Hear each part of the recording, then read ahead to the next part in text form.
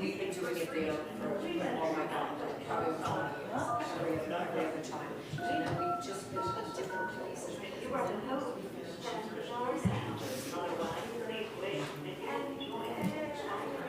was okay, but I mean, it was different, so if you like if you've done Amberwood, and now you're gonna do this, so it was different, it was kind of fun, but it was. So they'll bring it this time, so we'll see. I always go, so it's like, oh, okay, I'll try to.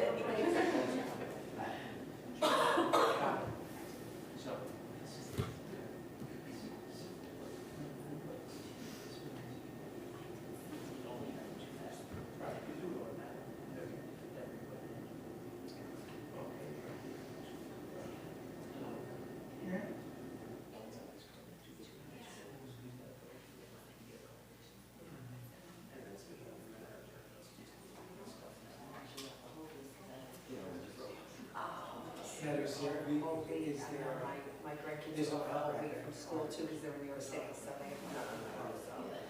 There's 12 teams, so. But you mustn't have had, we have like a full 2-week winter break, so did you have that probably? So, We did at the time. so we started 2 days ago. Oh, that would be it. And then, we go back to the Monday after Easter. Oh, okay, so you don't, right, so we had, right, so And that's then, always, yeah. and then we had where, we have, I think, the last, actual full days of professional development, and we'll take kids to ours earlier. Yeah, right. That's kind of, years ago, they went to Oregon Power. To Val, just the coach.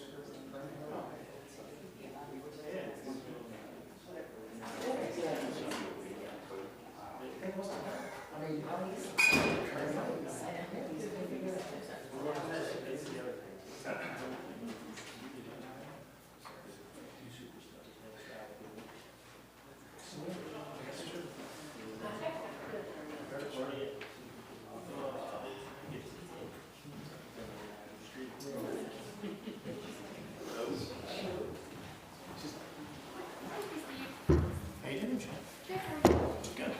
Jonathan's on.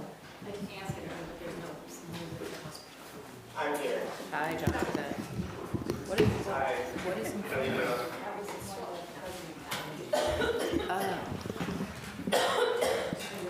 I know, I just threw.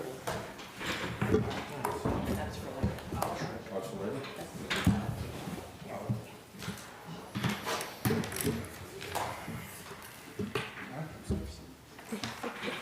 Yeah.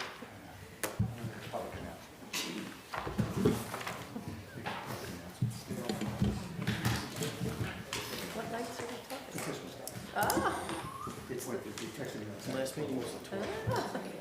No, I don't think so. It's irritating to me. That's what I said. That's what I think you guys were. Sure. Yeah. It probably is. I would not put it past that. Would not put it past them.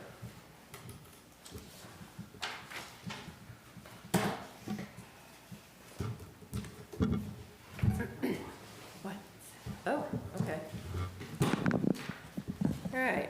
Good evening. Welcome to the February 17th Village Board meeting. If you could please join me for the Pledge of Allegiance. Pledge allegiance to the flag of the United States of America and to the republic for which it stands, one nation, under God, indivisible, with liberty and justice for all. Okay, I need to make an amendment to the agenda. We have 2 other things to add in. We need to discuss a water leak at our Lower Baxter water treatment plant, and we want to move forward with approving seeker for local law 1. Do you want to walk us through the seeker, Danielle? Sure.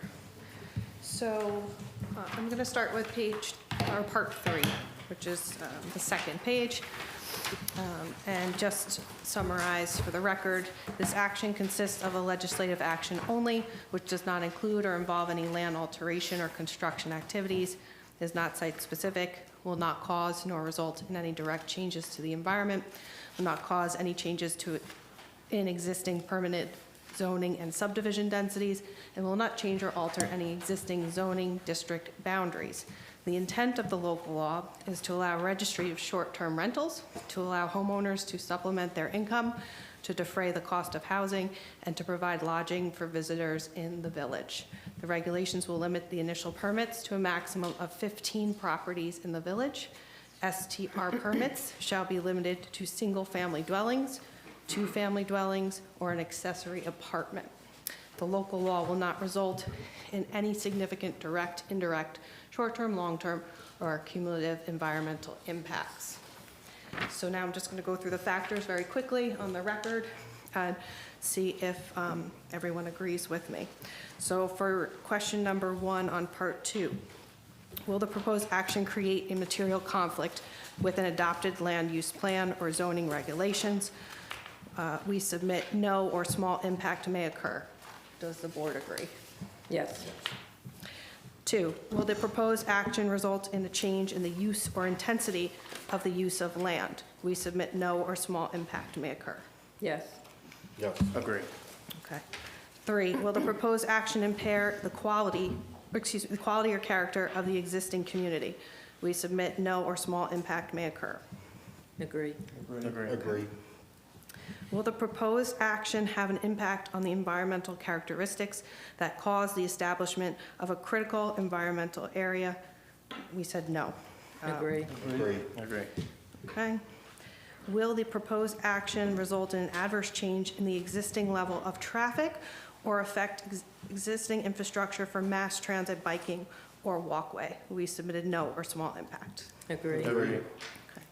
Will the proposed action cause an increase in the use of energy and it fails to incorporate reasonably available energy conservation or renewable energy opportunities?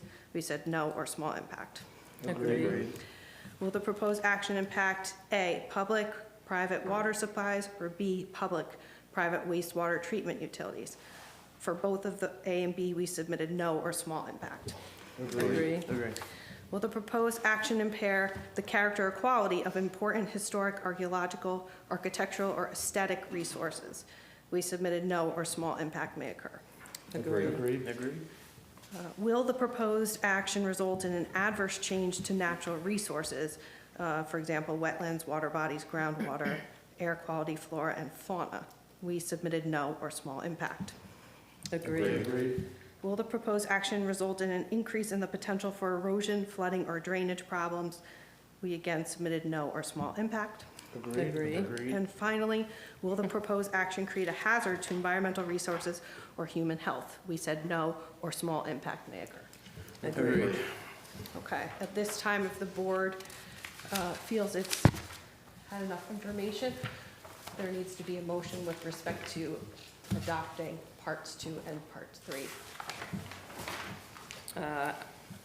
I'll make a motion to adopt parts 2 and 3 of the seeker environmental assessment. I'll second that. Any discussion? All in favor, say aye. Aye. Next, we are turning to the negative declaration and notice of determination of non-significance, which was published as well prior to the meeting for the public to review. Instead of reading the resolution verbatim, we would be incorporating the resolution verbatim, and I am going to skip to the resolved paragraphs unless anyone has any other questions for me. No? Okay. Now therefore be it resolved that after review and consideration, the Village of Pawling Village Board adopts the EAF Part 2 prepared by its consultants. Be it further resolved that the Village of Pawling Village Board adopts and authorizes the chair to execute the EAF Part 3 prepared by the village consultants. And be it further resolved that the Village of Pawling Village Board makes the following findings. 1, the action will not result in a substantial adverse change in existing air quality, ground or surface water quality, traffic, or noise levels.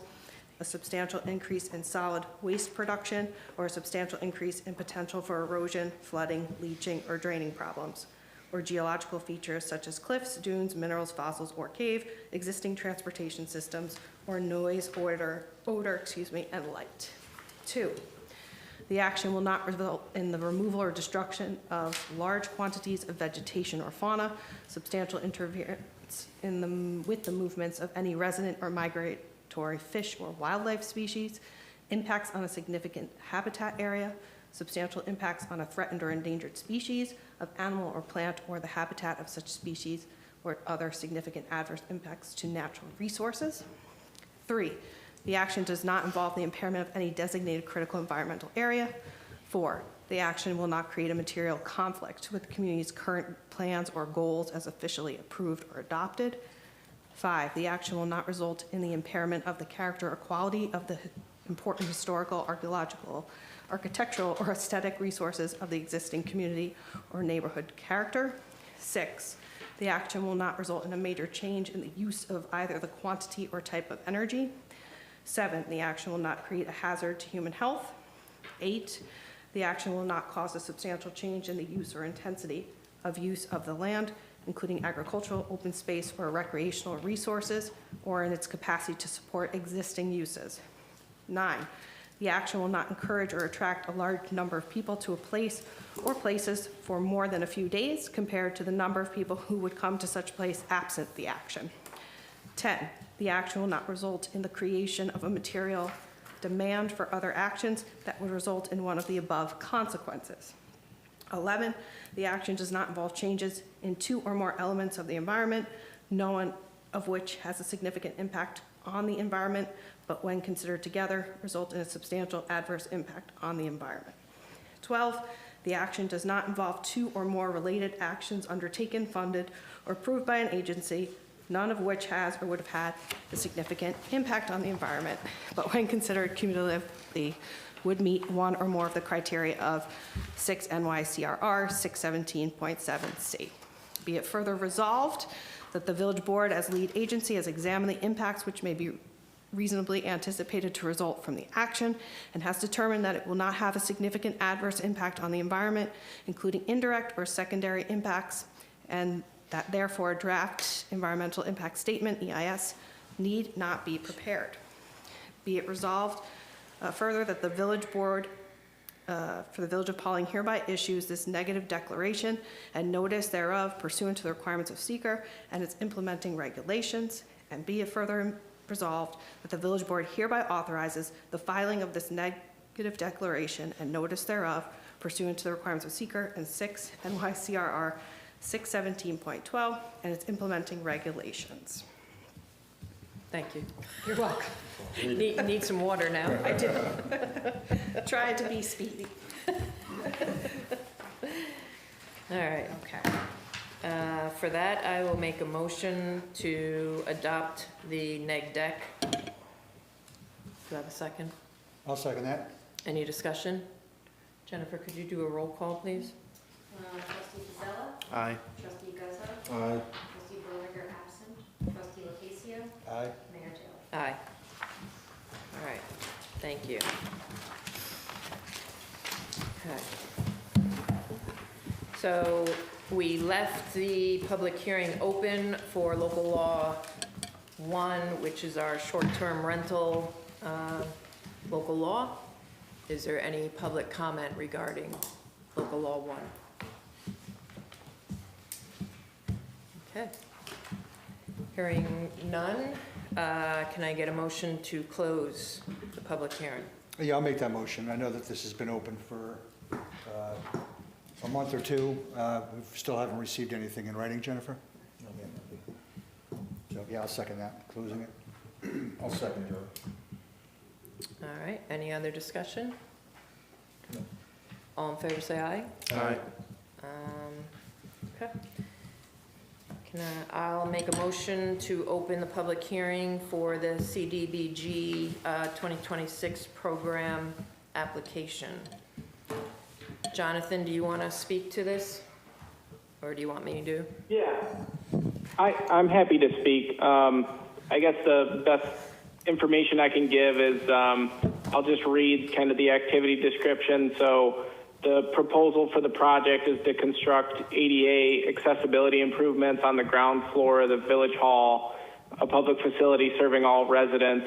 The project includes installation of an ADA compliant restroom and upgrades to the building entryway.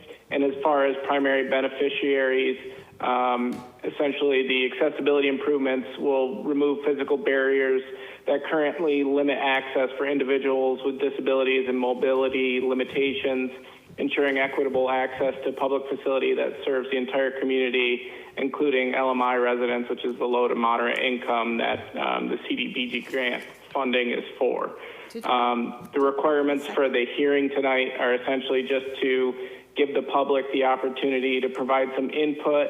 It's a quick process, but we have received approval with our letter of intent, and now the next steps are basically the formal grant application, which is due March 3rd. Let me get my calendar up. March 3rd, thank you.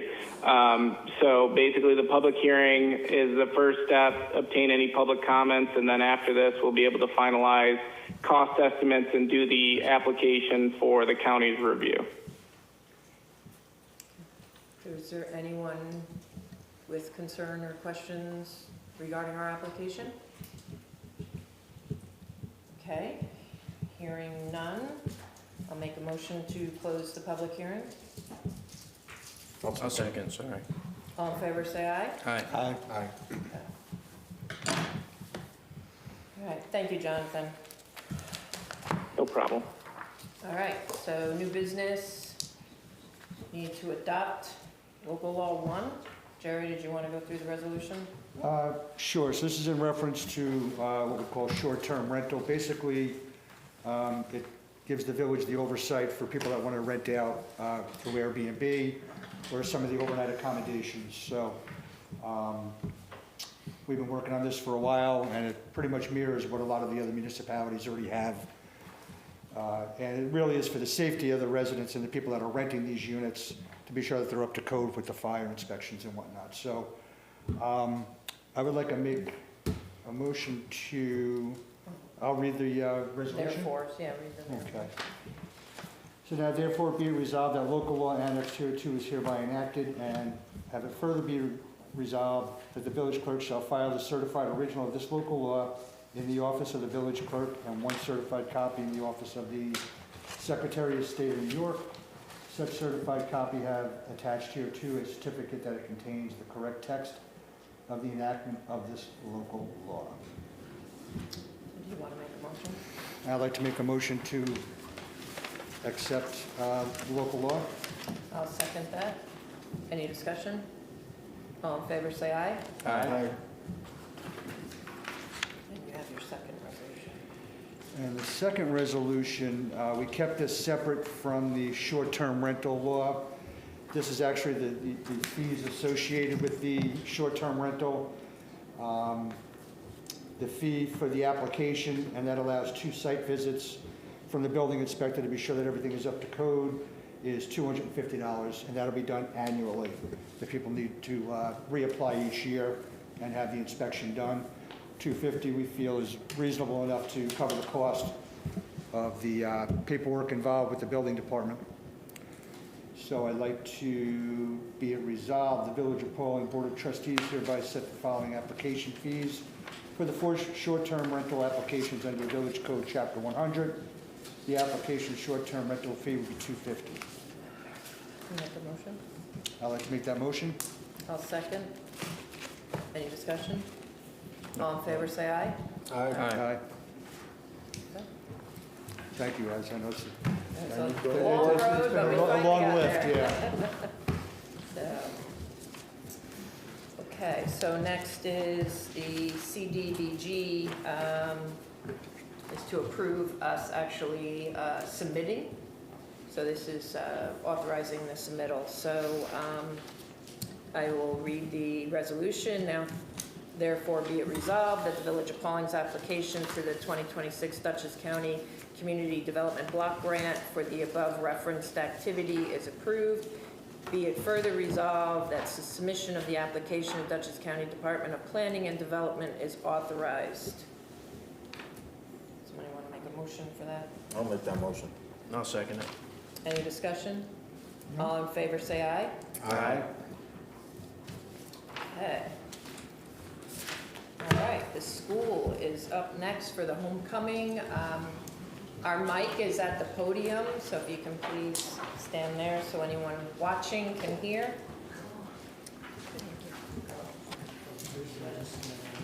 Oh, no, there's a microphone there, just, Right here, that little flat thing. Thank you. and be sure to smile, you're on YouTube, thank you.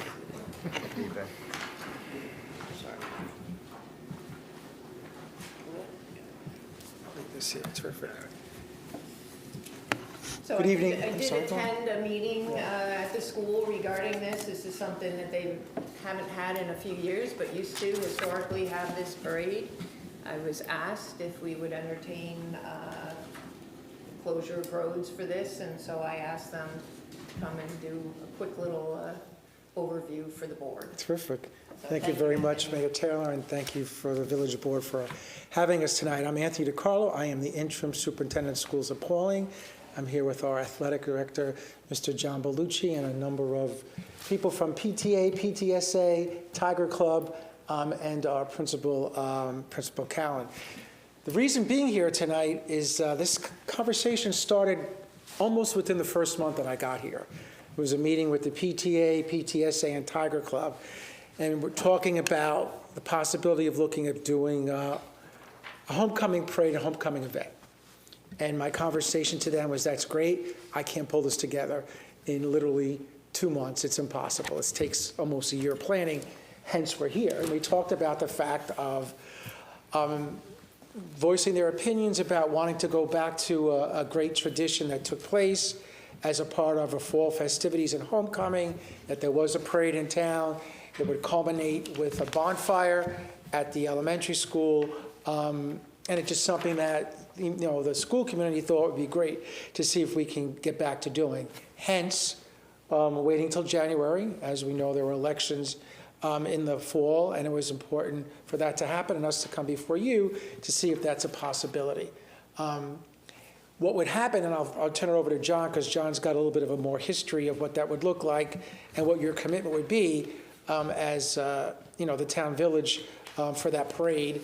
Moving forward, if it's something that you would like us to do, we can then further plan it as we get ready to look to the fall. So, John, I'll tell you a little bit about the history behind this and what we're looking to do. Sure. So it goes back even before I kind of took over as the organizer of the parade, and that's back to 2004. So at least a couple decades prior to that, it was a tradition in Pawling to have a homecoming parade through the town. It would have a staging area at Utter Brothers, go around the bend right to the elementary school, about a 1.5 block parade, but then continue walking to the elementary school, and with a pep rally where all the teams are announced, and then a bonfire out in the elementary school field. So that's kind of the short of it.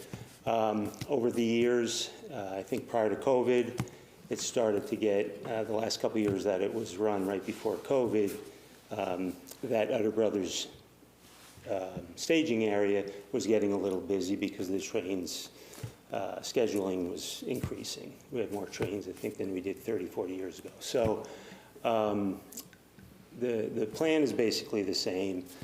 If it were to happen, we were thinking that it would be best to come down Fairway, the one way coming backwards, so having to shut down the end of Fairway behind the St. John's Church parking lot, that area, and come out there, make a right, go around CVS, and then follow the same plan. So a couple feet shorter than the original plan. So it would open up the train passengers to be able to leave and cross the tracks, where in the old days we had to shut down the track, and not the tracks, but shut down traffic crossing the train track. So that's a big difference. times have changed and the train schedules have gotten so busy. So we thought coming from Fairway down that one-way street, the back end towards the village, and then down and around the corner would be the one change we would do. We typically started at 6 o'clock, so we would stage at 5:30. By 6 o'clock, we were leaving. By about 6:20, 6:30, we were pretty much around the corner. And somewhere around 7:15, we were announcing the teams at the elementary school. So it's fairly short, but it's right then on a Friday night. It was always a Friday, and we often played Saturday games because we didn't have lights. So we would stick with the Friday plan, and the games would now be Saturday evenings. So we would still have the pep rally. The whole affair usually was done by about 8:30. By 8:45, we always had the sheriffs escorting people off the elementary school property, and by 9 o'clock, it was pretty much over. Everybody was gone except for the few of us that were cleaning up the elementary school parking lot with balloons and anything else. And that's pretty much what the parade would involve, and then how the school, the town, and the village would coordinate with that is why we're here. So do we have a date? Because I know when we. Yeah, so John could talk a little bit about that. So I do expect to have the football schedules given to us within a month. It's usually right around now, up through the beginning of March, so I anticipate getting them soon. And they're given to us, so we don't have, a choice with picking the date and then working around that. They give us schedules because we're in a league, and football games are once a week, different than other sports where you can kind of jockey things around. So that's why Most likely, waiting for it's a that. great question, most likely the end of September, beginning of October. That's usually where it kind of falls. Again, we have to see what games we have, the home and away. And as you'll see in your little packet that I gave you, this is really a K-12 event. Everybody's involved from kindergarten to 12th grade. It's the essence of what Small Town USA is about, right? And it's a partnership, and we're hoping that whatever information you further need from us, you can digest and take a look at. And then if you give us the okay to do it, we can then, of course, further plan, because it's months and months of the planning to be able to get this together and do it in a manner that's safe, effective, and a great community event. So have you spoken to St. John's yet? Not yet. We wanted to make sure this was okay. It's a steps. Yeah. Right. Yeah. So steps. I will say that I did talk to the fire chief, Everett White, about it, and he had a similar concern that I had, and I voiced at the meeting, is that this area on East Main is tight and very busy on a Friday night, and trying to, people-wise, it's not a problem, but when you said you were gonna have trailers, floats, try and make that bend, so not only closing the roads, we would have to then shut down parking on either side of East Main. So it just gets a little tricky, and so he asked if you guys considered, I guess you guys also used to use Mizentop, because that would be an easier location to come down East Main and out to Coulter. I don't know the history, you would Okay. know. Yeah, And I we don't. would be going the wrong way on Fairway. Okay, yeah, that would be a good staging area, and we would just have to change where the parade would go. Yeah, so it would come down East Main and Right. then make a right on. Right onto Coulter, right. Okay, yeah, all those things, So that might be something to consider, Yeah, because this is, easier for the. This is tricky here. It's probably important to add that. and then we're since you brought it closing up. all these, these businesses are, gonna have a little trouble Right. with. The fire engines usually begin and end the parade. I mean, they often volunteer to have two, one at the beginning, followed by like the fourth, third, second, first, and pre-K bikes, Right. and then the 5 through 12 classes. But the fire engines, it sounds like a plan that he would know better than us if he could make that corner coming out of Fairway. I see doubt that he- being tough. It's They don't very bend. tight there, Yeah. and then for us to close just from the church parking lot, there's still a remainder part of Fairway that's one way, so now someone trying to get to their house is now going the wrong. You know what I'm saying? It Yeah. just gets very tricky in this area. And the road is very narrow where It's it comes very out narrow. Yeah. on Main So Street. for safety, I just think it could be an issue. Sure. So that's why I wanted Yeah, to no, throw out. Everett and. Everett threw out he- Miz and yeah. Top, thinking that that would be a better staging area and a better way to, A to great point, go. and, you know, talking to Ms. and Top would be another step, right, yeah. Yeah, they have a pretty good sized parking area Yeah. there, and right. a lot easier in and out. And changes just the plan a little bit. A little but bit. still get Well, that's the to purpose for these way, meetings, yeah. right? That's why you give yourself enough time to have these Yeah. conversations, so Yeah. that you can look at the pros Maybe and you can, cons. yeah, if Yeah. you could look at that and see Great. if that would work Well, for thanks you. for that, yeah, no, it's a bigger area, So then to we be can honest, close yeah. off this part of East Main and Coulter while you're going, but Yeah. it doesn't affect the businesses, it's not in a narrow, tight spot like this is. East Right. Main and Fairway are both very narrow. Right. Yeah, no, the Ms. and Top parking lot is a lot easier. I mean, I've never driven a fire truck, but I can picture it. Much Right. easier than coming down the fairway. Right. Yeah, okay. And at best, the road closures would be for about 45 minutes total, if Probably that? an hour, let's If- say, just to be safe. I would think 45.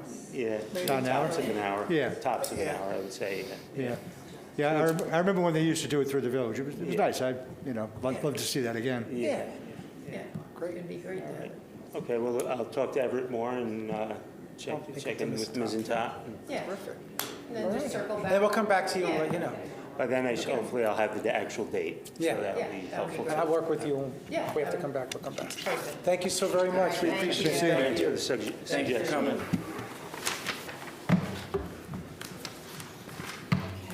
next. Kurt. You're next. Good evening, everyone. Hello.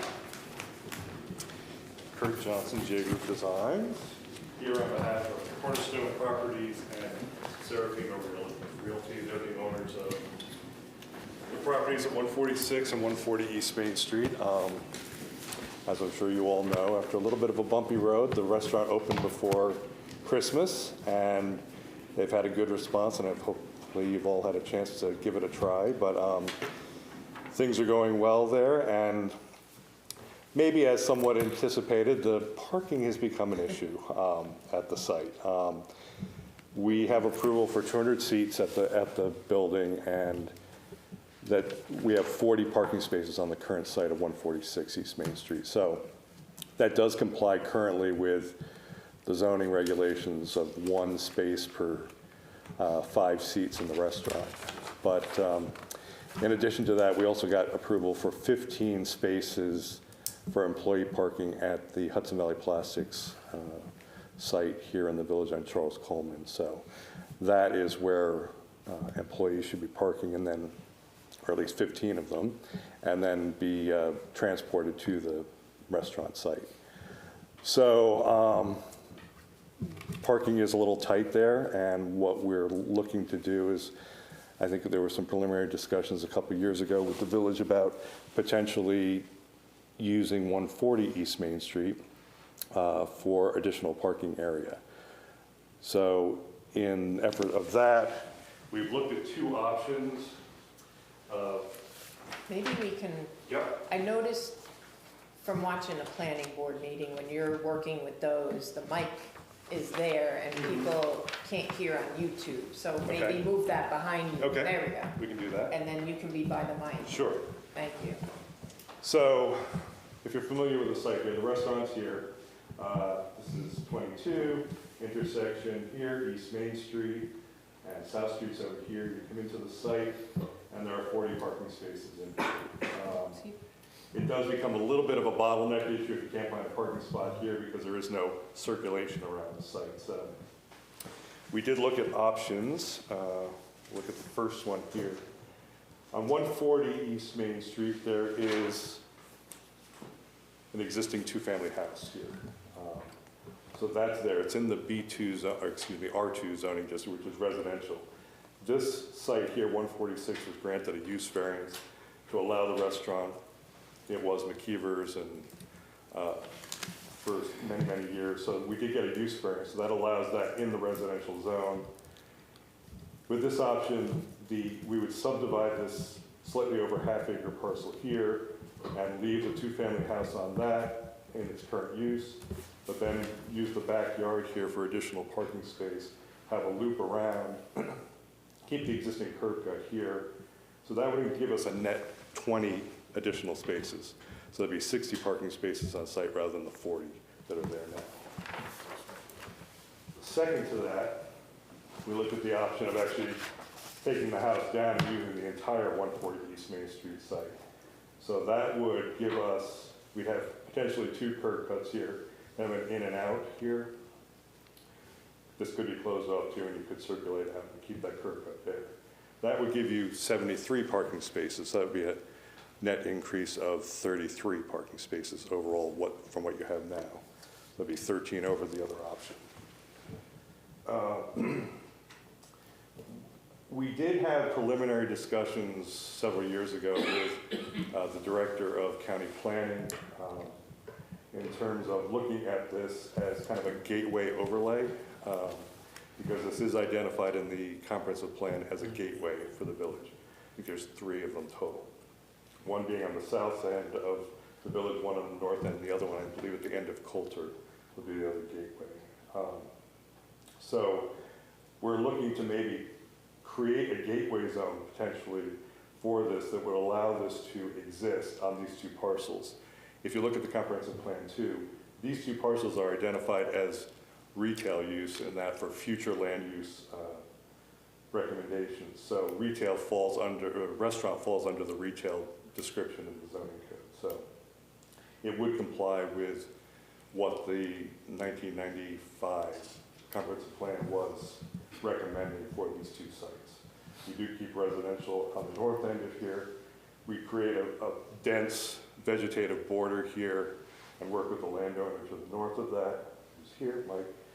He has a fence that's along here, but we would certainly want to work with him to give as much and mitigate any of the issues along the north end of the property.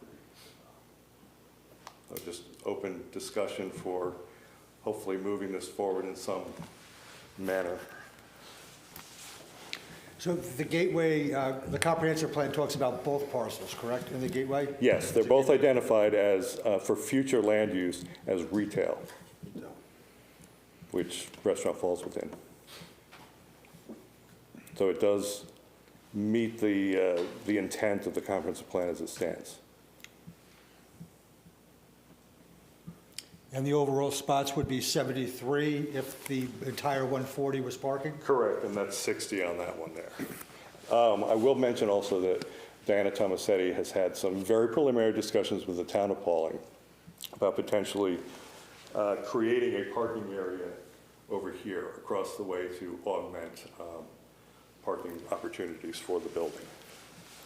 I don't know how far it's gone, but it's been very preliminary. Yes, at the Dutcher Golf Course. The parking of the golf course, not that plot of land across from the No, restaurant. not this land. Okay, that's village, so, okay. Okay, there's a line here somewhere, but Gotcha. over on Dutcher Golf Course, Yes. which is owned by the town. Right.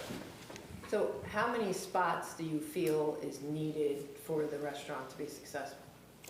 Well, honestly, it's like if there's 200 seats there, you know, you have a table of 4, there's probably at least 2 cars for a table of 4. So, you know, I'd say we'd want to almost, if we could, almost double what's required. So we get closer to 80, I think it would be certainly helpful for the viability of the restaurant. And that's for the upstairs and downstairs? Well, there's 200 seats total on that thing. So I think right now, the way it is, basically, I don't think you can actually have the restaurant going while you have any size party upstairs going. It just won't work logistically. So I think it's kind of an either-or thing. And I think one of the nice things about this restaurant is being able to have somewhat of a gathering space because I think that's what McGrath's had at one point, and McKeever's was, a small baby shower, after a funeral or whatever, people might go there, and there was a gathering place in the village you could go and have that. So I think that's what they're trying to keep that idea going. And the 200, that's actual seats, so That's 200 seats. how does a bar area where you might have a lot of people standing? Yeah, I mean, that's included in seats. included, Yes, okay. that's the overall seat count, yes. Okay. All right. Anybody have Kurt, you mentioned working with the neighbor, the next door neighbor there. Yes. Because that's important to me because, you know. Of what I mean, course. he owns a house there and now you took it out, now he has lights in his, you know, his bedrooms or wherever it is. So that's very important to me, so I want to see you. Yeah, I mean, I certainly, Sorry. we recognize that that's an issue, and we want to work with that as much as possible. Again, I think that the board, we had, with the original approval, there was a thick line of 6 to 7 Trees there, foot evergreens along this property line. We would do that and augment here. There's also already a fence here. If that needs to be worked on or increased or improved, we can do that too, but we would definitely want to have that conversation. This is just kind of getting the ball rolling. And, I'm sorry. The only other thing I seen on this that bothered me was the generator right on the property line there. That's sort of, you know, for the neighbor, because that's gonna have to be tested, right? It's gonna turn on. once a Probably week, will, yes. What have you, so, you know, that was a concern I had too. We can certainly look at other options if there is another option. I mean, ideally, we wanted to put it here at one point, but it just didn't Yeah. fit. Yeah, of course, all of us up here, we want to see the restaurant do well. of Yes. course. What about buffering along 22? Because originally, behind 140, there was a lot of trees that were removed. And I believe the plan, as it stands right now, the trees that you planted were supposed to wrap around and kind of buffer. Yeah, we would But do. we're coming around We would do there. the same thing, so these evergreens that grow pretty But I fast don't until. see a thick buffer Well, along there. there's a strip of them that they kind of grow into each other there, and they grow pretty fast. So, So the plan that you have there with the house removed, the one thing just looking at it that I wouldn't be very comfortable with is the entrance and exit for the parking. I think it would be easier for the homeowner to have the exiting vehicles closer to his residence rather than the entering vehicles. Meaning, we have right now, there's an in and out curb cut here. We're showing this one here, that could be an exit only, that could be well, not that's there kind at all. of, that's or- kind of, that's what I'm referring to is there because I think cars turning in, Yeah. that second entrance, they're going to be Right. kind of blessed in the house. So if that was an exit only, that would work there as well. Keep this the in and out, and keep this as a secondary egress point only. Yeah. Well, the fact that it's in the comprehensive plan, I like, you know, so it does call for a gateway, the possibilities of a gateway there, so, you know, I'm comfortable thinking about moving forward with this on that respect. Anybody I'm else? comfortable too, I'm just worried about the neighbor there, but you're right, you know, it's in the comprehensive plan, that's important. I mean, you're saying all the right things tonight, right? You want to work with the neighbor, you want to take his wishes into account. But you're putting us in like a pretty uncomfortable situation. For myself, I'll speak for myself anyway. We want business to do well, but given all the history, if you were in our position, would you give someone who's taken a mile every time they had an inch this leeway? I mean, the best we can do, I mean, is work with the village, work with the applicant, and really try to together move this thing forward. And I understand your concerns completely. I get that. And I know that the neighbor is here at every meeting. Yep. And would definitely want to, I mean, he also lives right next door to this thing. So you want to try to be as good of a neighbor as you possibly can. So I think that there would certainly be an effort to do that as much as possible. Has there been any communications? I don't think, not formal communications, but I think that could be opened as something we could sit down and talk about, to kind of move that forward. All right. Anybody have anything else? So I think we need a little time to review all of this, and then we'll let you know. Is there anything else you would like from me to provide to you in terms of information or whatever, or? Well, I think in my mind, if I was to want to move forward with anything like this, I'd want a much more detailed schematic of what exactly is going to be planted. You know, the trees, the height of the trees. That sounds Well, and also I believe, and I could be incorrect, but I believe if the board was to create this gateway overlay, I think that has to go for amended site plan anyway, which all those details will be required during the planning board process. They would have to be fleshed out as part of amended site plan approval. Yeah, and pending a public hearing as well. All that, yes. Yeah. And Arthur did bring up a good point regarding the generator. That was one of my concerns as well. I don't know, placement of that, if that's possible to. We can certainly look and see if there is another option for that. Okay. And then you're really looking for 80 spots, so the question is, and the question that I asked in our meeting was that if we were only to grant you the back half of 140, where were you going to get that extra parking that you need? Yeah, I mean, that gets us 20. We have the 15 at the plastics building, and then, again, preliminary discussions with the town. I don't know if it's going to go anywhere. It seems to make good sense if it could. Is that the only other, because I mean, There's really, Yeah. there's not a whole lot of other options other than just really limiting the occupancy of the restaurant, which can work for parking, but you also don't want the business to fail, unfortunately. So there's a tipping point somewhere. balancing act, yes. Kurt, can you just throw out occupancy numbers for each plan? For the restaurant It's and approved. the event space? It's approved for 200 seats right now. No, but what would you be looking to increase your occupant? Nothing. No, keep it the same, Just keep 200. it the same, We're just trying for to additional provide parking. additional parking Gotcha. to let all those 200 seats actually be used. Gotcha. All right, perfect. All right, I guess we will get back to you. Okay. And if there's anything you Any need, just reach out, please. questions, and then also with next steps. Okay, All perfect. right, thank you. All right, thank you Thanks, very Kurt. much. Thank you.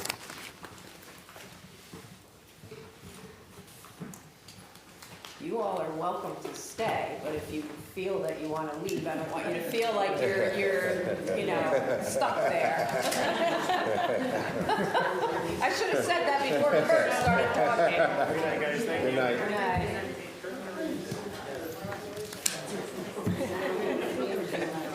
I felt bad. I'm like, I should have said They don't want to something. step up because they I feel know. bad. Good night. Good night. Yeah. Yeah, really, too long to stay here. Thank you again so much. Good night. Good night. Sorry, I didn't release you earlier. Oh, you're not going anywhere. No. You're not going. He's not going anywhere.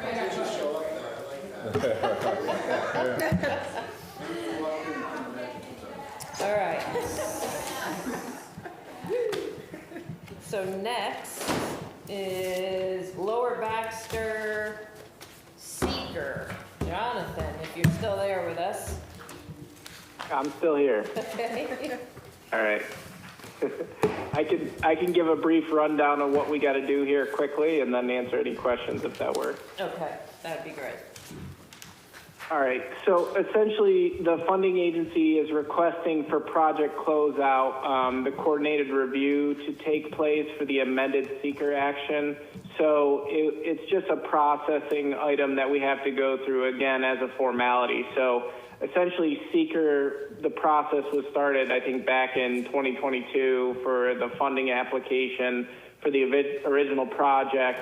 The environmentals were amended July 30th, 2024. And with that amendment, everything was sent to the funding agency. And now that we're closer to closeout, they noticed that coordinated review was not done while the process was amended. So all we have to do tonight is essentially get approval so we can move forward with the coordinated review process. So we are not intending to change anything with the seeker process, anything with the prior amendment. The project is completed. It's just, again, a formality. So what we'll do is, if the village approves, we'll send out the coordinated review tomorrow. And then what you have to do is you have a 30-day waiting period for the involved agencies. After that 30-day period, then we can just go through again, and we'll just reissue the same parts 2 and 3, which are to get to the negative declaration, and then issue the environmental notice bulletin on DEC's website so that we can compile and submit all the final seeker documents to the funding agency for final closeout. So right now, you just need our approval for you to go forward with this coordinated review. Correct. And like I said, there's no new documents. There's not a single thing that's changing in the documents. All we are planning to do once we get to the next stage with parts 2 and 3 is just have, it'll be your signature, Lori, and board approval as an amended seeker coordinated review. So the document won't change at all. We're just going to send it out for coordinated. Okay, great. So I will make a motion to approve the coordinated review of seeker for Lower Baxter. Second. Any other discussion? All in favor, say aye. Aye. Thank you, Jonathan. No problem. Okay. Next, Climate Smart Communities Pledge. I know this is everybody's favorite topic. The only reason that I am proposing to do this is without it, it keeps some doors closed for grant possibilities. If we pass the pledge, it does open some doors for us for potential grant funding. So that's the only reason that we would be passing the pledge. Anybody have any questions regarding this? If it's merely for having a better chance of getting grants, then I'm okay with it. Same here. All right, so I'm gonna read, it is hereby resolved, the Village of Pawling, in order to reduce greenhouse gas emissions and adapt to a changing climate, adopts the New York State Climate Smart Communities Pledge, which comprises the following 10 elements.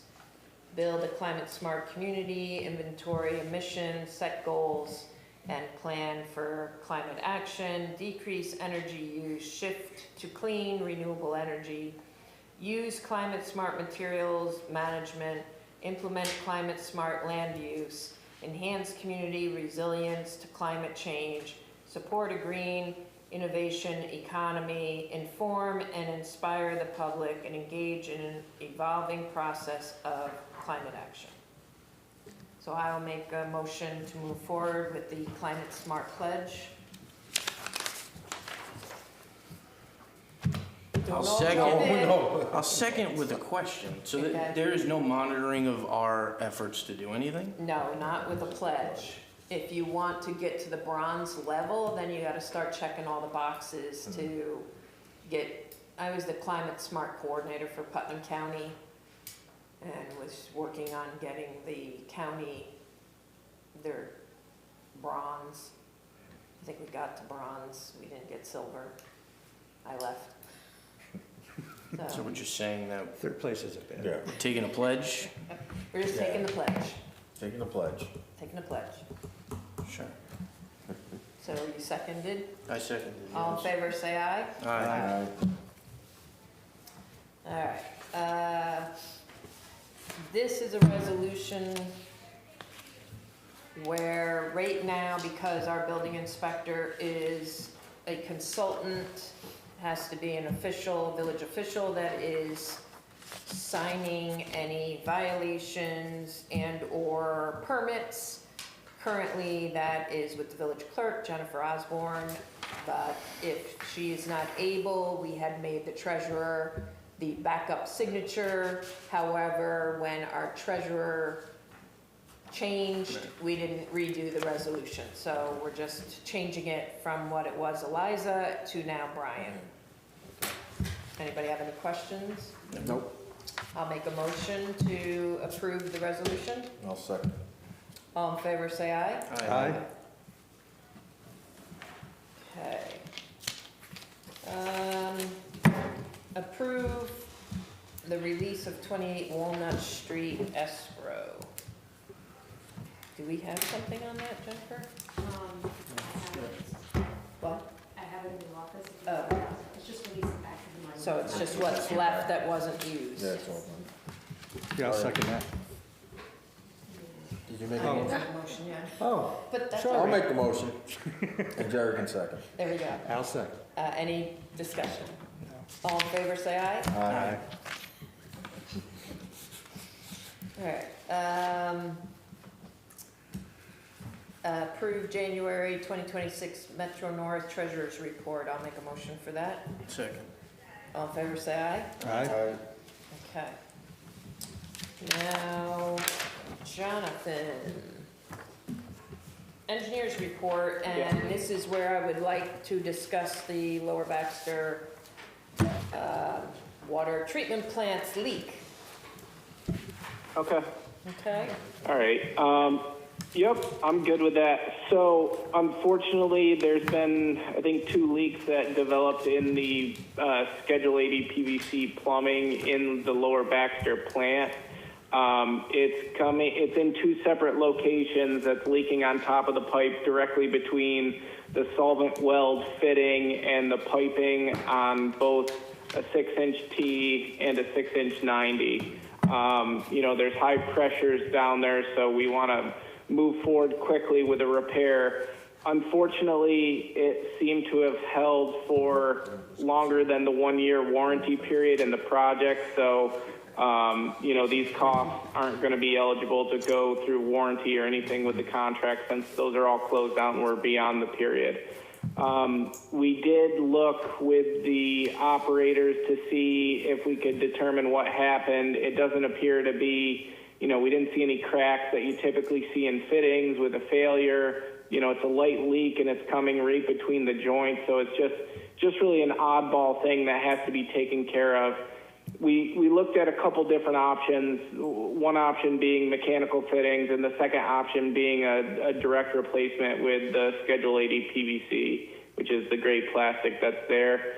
The mechanical fitting, due to the spacing of the headers, it just wouldn't work, and it would add a lot of cost to the project because you'd have to significantly replumb the headers.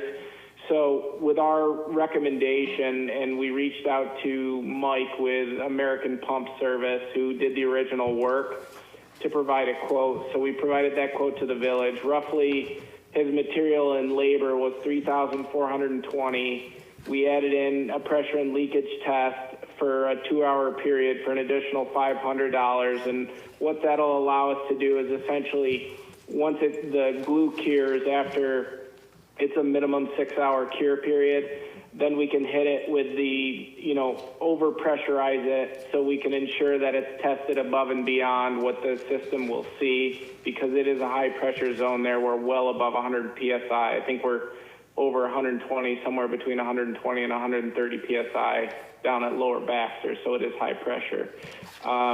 The other items we have to do after verifying with Department of Health, we have to do 2 tests. So we have to keep the system offline, which we evaluated, for the time period we should be able to sustain by using Baxter Green and using one of the Umshide or Lakeside wells to supplement flows and keeping the storage tank full. So with the testing we'd have to do with DOH, we have a bacteriological test, which is total coliform and E. coli, which is around $77 from the lab. And then we also have to do what's a POC sample with a quick turnaround, which is around $544. The reason we have to do that is because with PVCs, Department of Health, you have volatile compounds in the glues.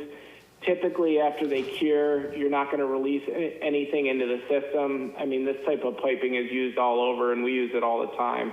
So it's just kind of a safety, a precautionary thing. So all in with construction costs and the lab testing, you're at $4,541.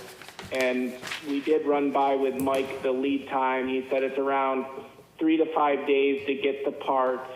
And then after that, he'd be able to move forward. So just because it's currently, I'd say a lighter leak, but due to the pressures, it is spraying and making a mess. And I know the operators have it wrapped the best they can and draining it back in the pit. But it is something we'd like to move forward as soon as possible. So if anybody has any questions, I'm happy to answer anything we can. I got the call from Rich on Saturday, previous Saturday, and he wanted me to come down so I could see it, and it was spraying everywhere. Yeah. And so he wrapped stuff around it, so now it just drips down onto the floor, and now they've put like a hose or something there, so it's actually collecting it and keeping it off the floor because it was everywhere. And at least the building is heated, so it wasn't because of the severe cold, Right. because at that time, that Saturday, it was pretty cold. But yeah, we just want to get it fixed, and I didn't want to wait any longer with this, since there is a 3 to 5 day lead Yeah. just to get the materials and everything, so. And it's pretty much a month after we did our final walkthrough. Yeah. And it's the same company that's gonna repair it to put it in? Yeah. We have no other option? It is, and it's like I said, if it was something we could point to as not quality work Yeah. or anything else, it's just It's glue. it It's just fluke, yeah. looks like a fluke thing. Yeah. Unfortunately, it's right at the solvent well joint. We didn't see any cracks in the No fitting. TNT? You have So, the main pipe Yeah. coming in, and then there's a T for each of the 5 wells. Oh, And okay. it's right at the T. Oh, okay. And It's it's going. leaking at the Yeah. edge of the T. T. And then the other one is the same thing, further down on the pipe for another well. Right. So, The unshine wells, how often do we use them? they're on all, Oh, they are. one One is is on on, all the okay, time, all right. yes. We don't use it at full bore. No, okay. But, So what we do, just turn it up while we have this shut? right, Yeah. Okay. yeah, we will go, Gotcha. I think we're So we know using they're it- working We're and using it it's- at 50 okay. gallons right now, and I Okay, think we'll just go turn up it to up. 100 gallons. Okay, gotcha. Yep. And obviously, when we get into this, what the plan is before we do any shutdown, we ensure that the storage tank is completely full. And we'd still be able to operate in auto with the SCADA system, but we'd have to turn the lower Baxter wells off, and we'd be running through upper Baxter, or Baxter Green as we call it, with one of the Umshide wells operating at the 100 gallons a minute and the other Baxter Green well, and then we also have the reservoir well that feeds into the tank. So pending any major, extremely high unforeseen demand, we shouldn't have an issue keeping up with water. Okay. I did ask when I got that call, I said, can't you just put some Flexi Seal on it? Yeah. Stuff works wasn't allowed. commercial. I know, it says it Yeah. works underwater, I figured. Little JD well? You'd have your own commercial. Yeah. I got shot down real fast. Yeah. So, anybody have any other questions regarding this? So we're looking for a motion Yes. for the 45, For the- 45, 41? Yes, Yeah, I'll make that motion to allow the work for $4,541. all right, and I'll second that. All in favor, say aye. Aye. All right, Jonathan, you have anything else? We could say that we do have the pre-construction meeting for Anderson Way set up for this Friday. And Jonathan and I are gonna spend the day together, taking a look at Baxter Green. Friday. And looking at some downspout issues that we're having. Yep. Where the downspouts from certain buildings are going out into our road and on our sidewalk, that it's just a constant ice issue, constant salting issue, and I'd like to see about fixing it permanently so we can be done with that situation. Yep. But Jonathan, do you have No, that- anything that- else? That covers everything. The only other thing is we'll be scoping the CDBG project with the lower floor with the ADA restroom, just to walk through and come up with we don't need a full design at this point, but just a conceptual plan and enough where we can generate a really good cost estimate to go in with the funding so that whatever money, if you're successful in the grant, will, cover the cost of the work. Okay. Anybody have any that's it. questions for Jonathan? Nope. All right, thank you, Jonathan. Danielle, do you Thanks, have everyone. anything? No report. I read enough words into the record. Oh, come on, you want to read some more? Oh, if I could, on the attorney end, I did email Sarah. We're looking to wrap up the E-codes. We're really trying to, Yes, I thought that there was an update that we were targeting end of the month. Oh, okay.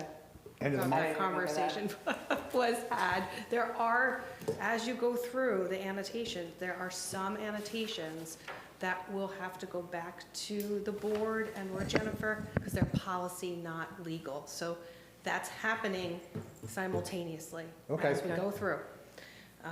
But yes, that's the last update that I had. I thought that had been shared. Okay, Okay, great, thanks. apparently not. Thank you. And also 16 Henry, we're trying to get I sent an email on that too, Okay. yeah. Yes, so we had left off that a determination needed to be made by the building inspector. It looks like he now has that and has drafted something for our review. Yes, And Jerry recirculated that. yeah, I recirculated. Okay. All right, thank you.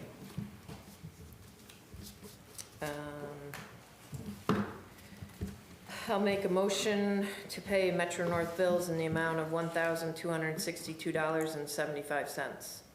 Second. Any discussion? All in favor, say aye. Aye. Before we go into public comment, just wanted to make an announcement. I know a lot of people are having trouble with their NYSEG bills.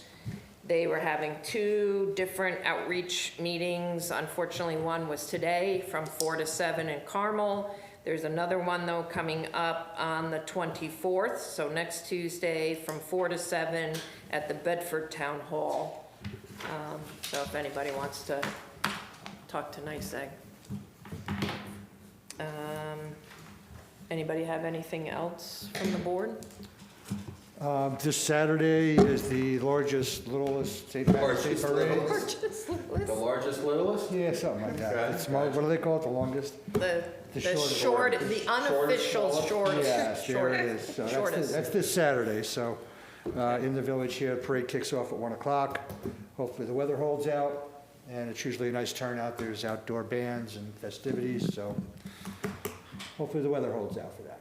Okay. Anything else? No. All right, public comment? Michael? Hello, Mike Rendish, 136 East Main Street. Here to talk about the petition to change the zoning on 140 and 146 East Main Street, as well as the plans that they have that would follow that. First, 200 seats is not the number. It's 135 seats. That is what they're approved for. That's what and the 200 seats is stipulated, it's not. So to date, it's 135 seats. They need to get amended site plan approval in order to get to 200 seats, if that's doable. Although they're showing that they don't have enough parking for 200 seats. We're there. So that's number one. I'm going to read a little bit just because to try to stay on point.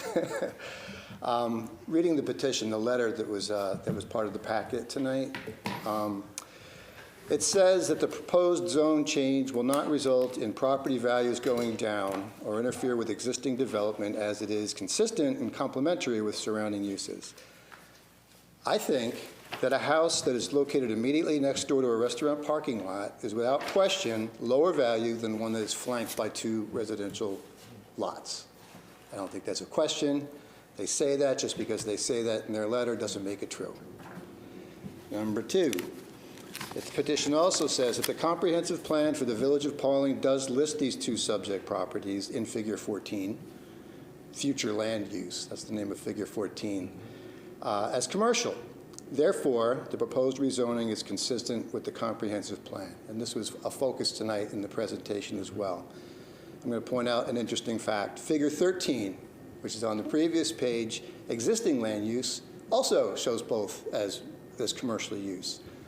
140 East Main Street is not and never was commercial use. The comprehensive plan drew the map wrong. If they were going through their existing uses, they misidentified 140 East Main Street as commercial use. So what it does show us, though, is that the comprehensive plan didn't change the use from current to future. They kept the uses the same. So if you want to look at it that way, they want to keep it the same. It's a house, it's a house. Maybe I can't have it both ways. It's either wrong or it's not, but it's wrong. So it's not, it was incorrect in identifying the existing use of 140 East Main Street. The petition references the correspondence between Kurt and the Commissioner of Dutchess County Planning. It was referred to again tonight. And there's the Commissioner's response, which agrees, and there's Kurt's initial letter, and there's some supplementary information. That's all in the packet. Very important to note, that was 2019. It was in reference to 146 East Main Street only.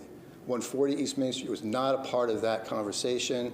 So any agreement that is part of a commercial zone, or they would approve it being a commercial use is not appropriate. In that discussion, there's this talk of this gateway overlay zone, by the way. As far as I can tell, this is a Kurt Johnson creation. This is not something that's in the comprehensive plan. They talk about village gateways in the comprehensive plan, but this gateway overlay zone is something that was conceptualized back in 2019 when they were imagining what they would do with this restaurant. And really at the time, just to be able to ensure that they'd be able to put a restaurant at 146 East Main Street. Again, never a reference to 140 East Main Street. I can keep going.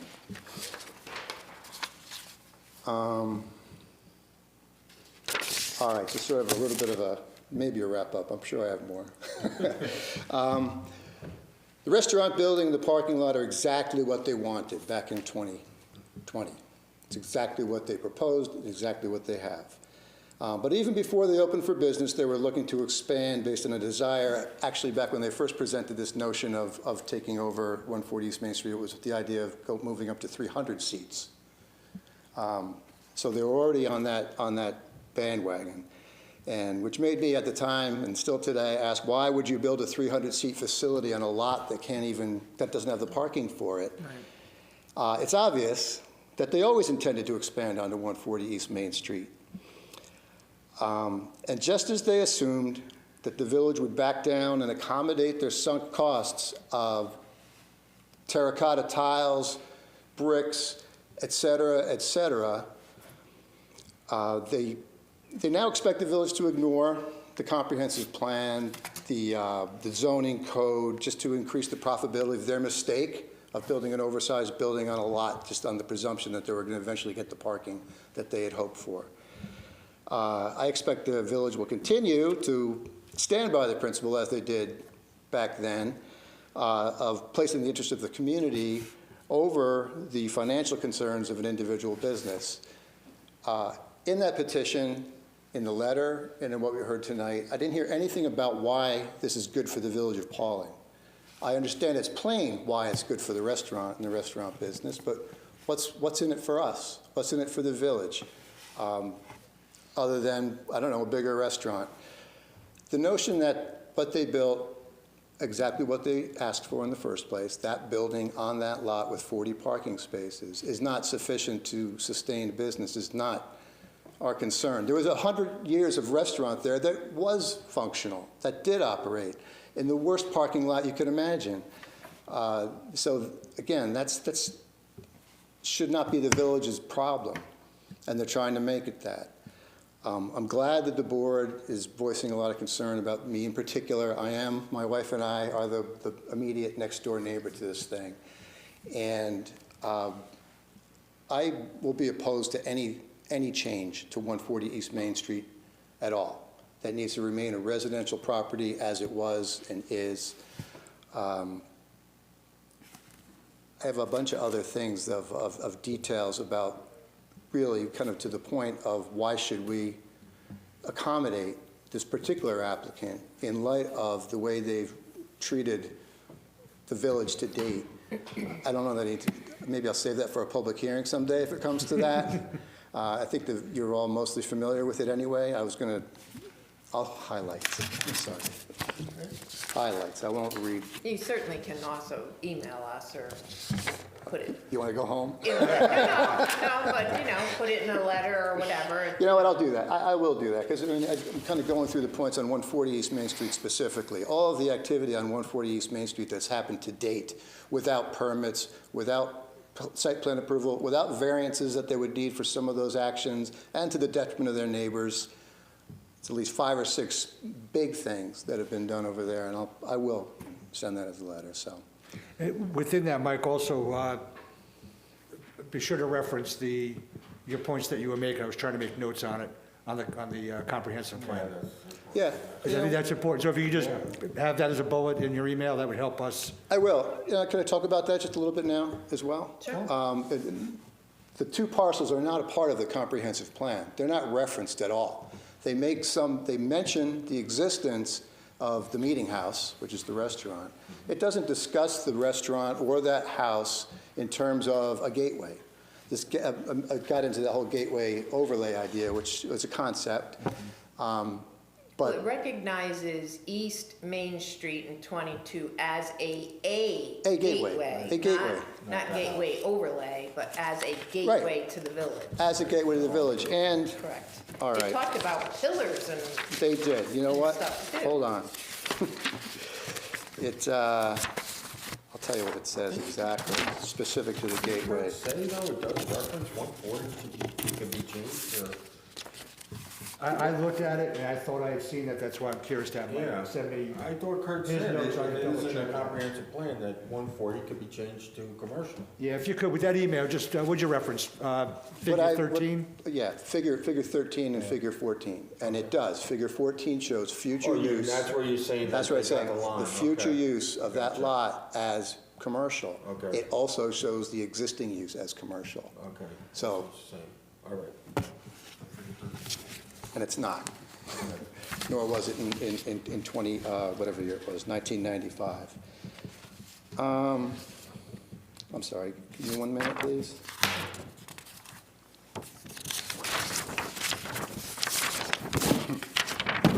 Didn't think I had it.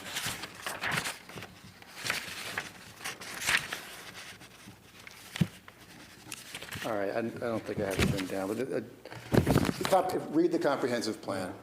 Read the part about gateways.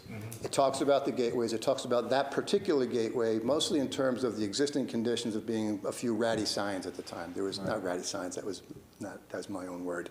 It didn't say that. You know, not particularly nice signs. And it was talking in terms of putting up nice signage, which has happened in the 28 years that I've lived here. We have a good sign out by the road. We have a nice sign on the little park across the street from the restaurant, and so on. It talks about pillars, pylons, they call them, right? And there's, that's the picture. That's the conceptual picture of what the gateway at Route 22 and East Main Street should look like. Back then, my neighbor did, she passed away, Elizabeth, was on the comprehensive. Yeah, plan yeah, board. she was, yeah. Yeah. So it'd be great to talk to somebody that was on that, you know, that actually Yeah, knew Mrs. what. Tanner she was would've been great spearheading for that, this, yeah. Glenn Yeah. Carey, Nancy, Nancy Tanner, yeah. Tanner, okay. Nancy Yeah. All Taylor.